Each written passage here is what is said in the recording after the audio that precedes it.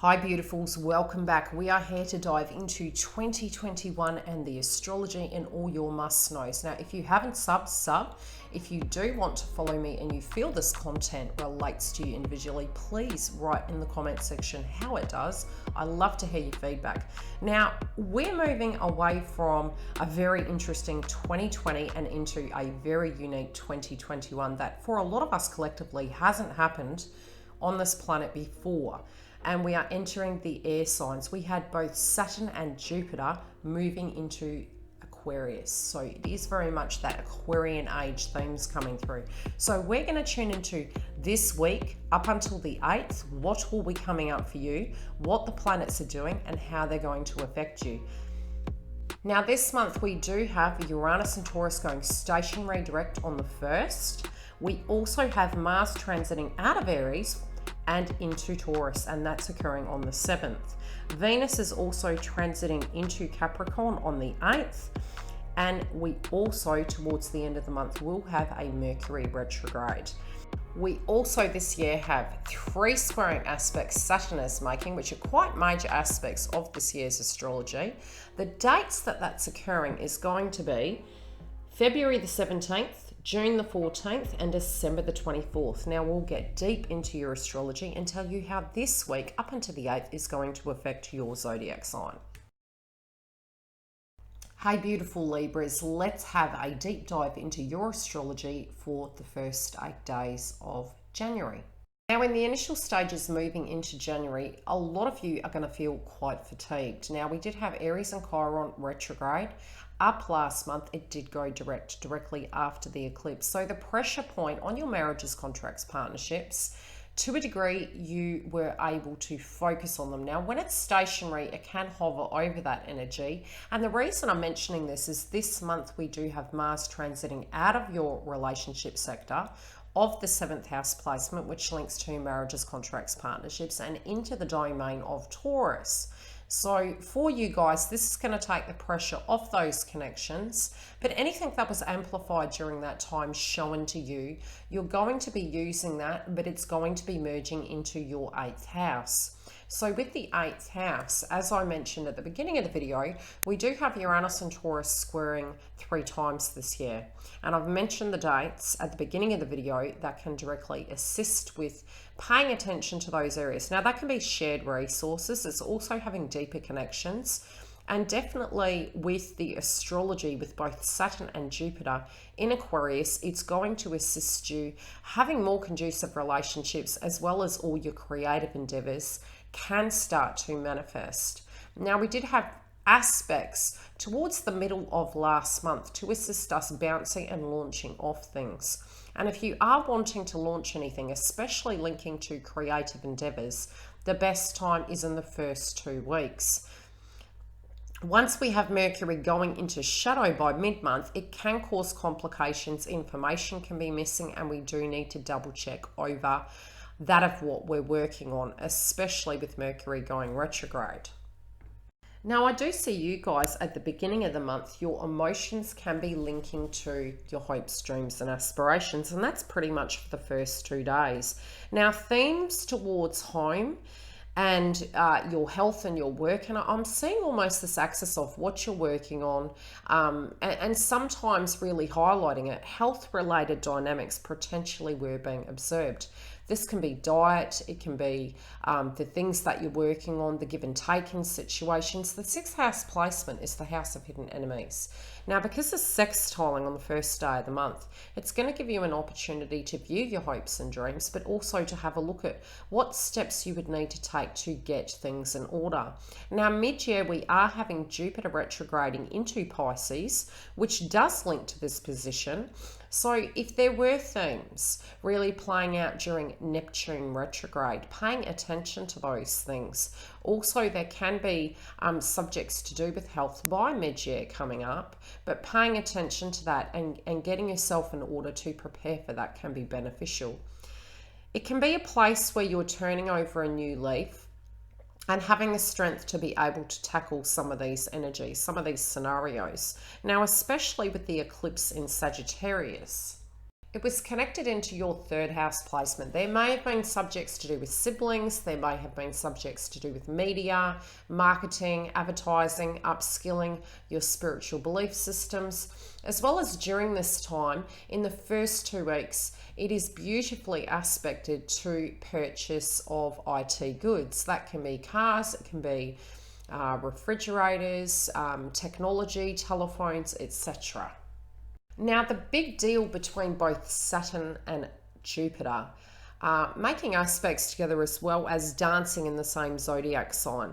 It's this fine line of balance. Now, Saturn wishes us to do things in a very structured, formatted way with consequences and, accountability. And Jupiter wishes us to expand beyond that place. Sometimes we're, angels fair to tread. So we do need to be very disconcerting, especially with our monetary aspects, because we are having Mars transiting into Taurus, which is the 8th house placement of shared resources. Not biting off more than you can chew, spending correctly, and really being cautious with that, not over investing in things that may be you're not so sure about, especially during the first 2 weeks. Now, from an income point of view, you can find with the 8th house placement, it can be that you or the other party earns more, but it also can be a situation where you're attracting like-minded individuals, you're needing to do the work in that area, and the networking aspect with the first 2 days is really beautifully aspected. You are going to be more social this year, Libra, so paying attention to how Neptune is transiting is going to give you a heads up about the success. And especially when Neptune goes retrograde, we do need to be mindful that it can be a pit stop point to see how we're doing. Now, with 6th house placement, it's a place where we can empathically and compassionately understand the other person's perspective.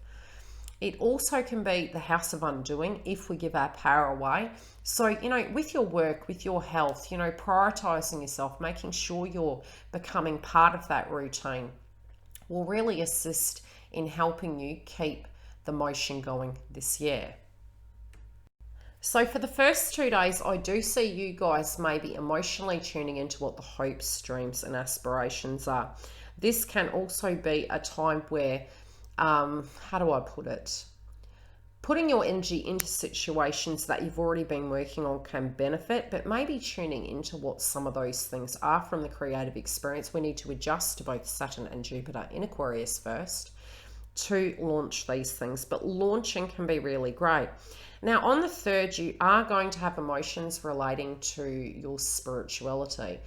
And you do have Virgo in your 12th house. So with Virgo in your 12th house, you might be tuning into, how do I put it? Getting your paperwork done. How you're going to master things, how you're going to bring your creative endeavors together. So 12th house would be a good day to get your home in order, especially since you do have a lot of 4th house placement in the first 4 days, 4 to 5 days really. So the unexpected can occur on the 4th, and this will be linking to home, information, changes, and shifts. Again, we do have Mercury going retrograde by the end of the month. So although this is making a conjunction point on the 4th, it's still going to assist you where some information or something, it can even be a repair required on the home. It can be a contract that needs re-signing if you're renting or if you're buying a property. But, tying up those loose ends, getting paperwork in order can be very beneficial for you at this time. Now, it's also the house of psychology. To a degree, when it does come to your daily routine, shifting things around, simplifying life so that the balance is there and you have that time for yourself. With the 5th house placement, we do need to be careful because with those creative endeavors, it's also 5th house as a luxury. So you may want to tap into luxuries. And with Mars in Taurus, we do need to be cautious of our emotions and our psychology so that we can stay grounded and make healthy choices. Now, from the 5th, we have the moon transiting Libra, and that occurs also on the 6th. And this will be your emotions relating to yourself, how you're seeing yourself, how you're directly feeling. And it's a great day to nurture.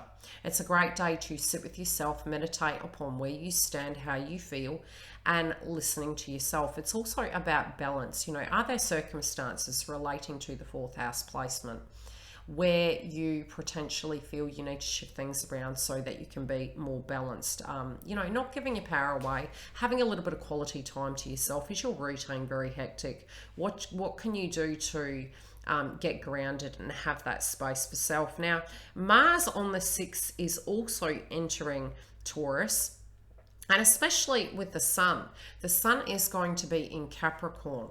Now, with the sun, the way you're showing up, it can be a lot of responsibilities playing out, and having to put your energy towards responsibility, towards accountability, and things to that degree, especially when it does relate to home-related dynamics and family-related dynamics, and maybe even tuning into those things. And especially because we do have a lot of Aquarian energy at the moment. 5th house placement can also be children and birthing of children. So if that's something you're not wanting, be super cautious in the year of 2021 and 2022.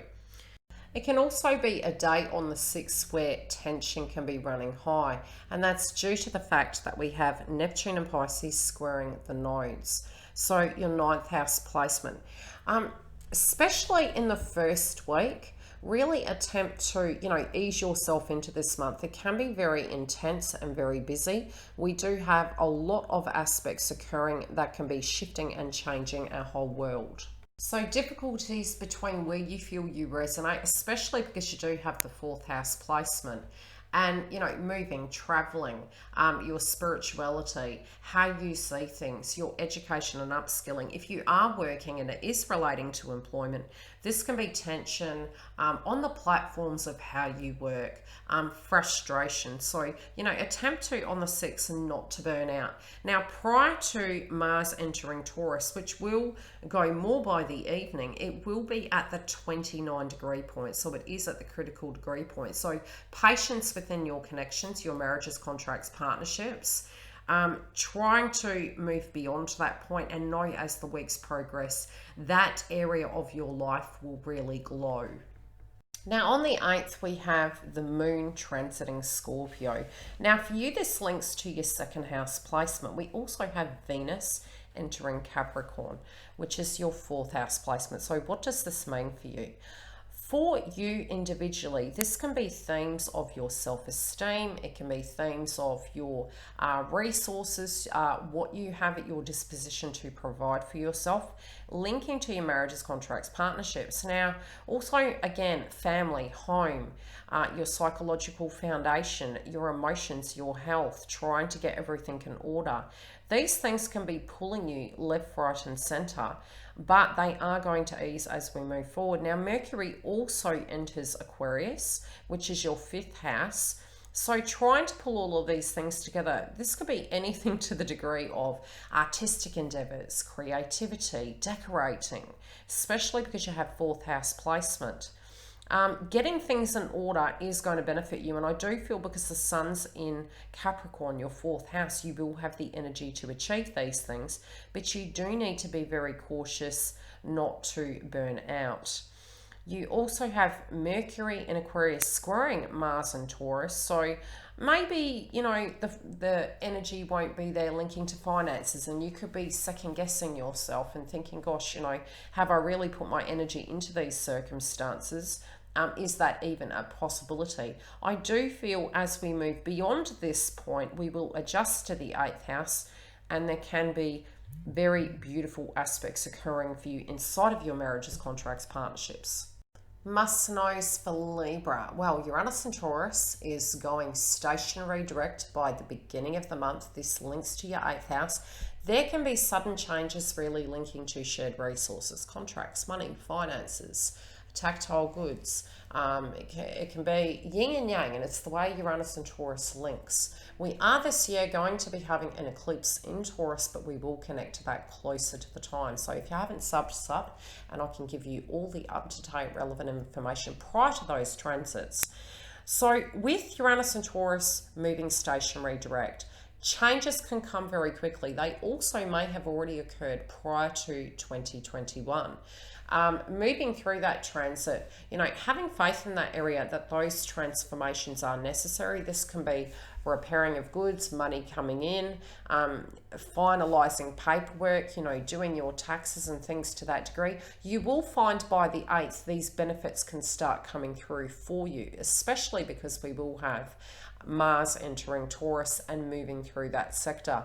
So rest assured that by the end of that week transit, you will start seeing the benefits of all the hard work you put in. Also, because we have had Mars in Aries linking to your 7th house of marriages, contracts, partnerships, pressure points have been there.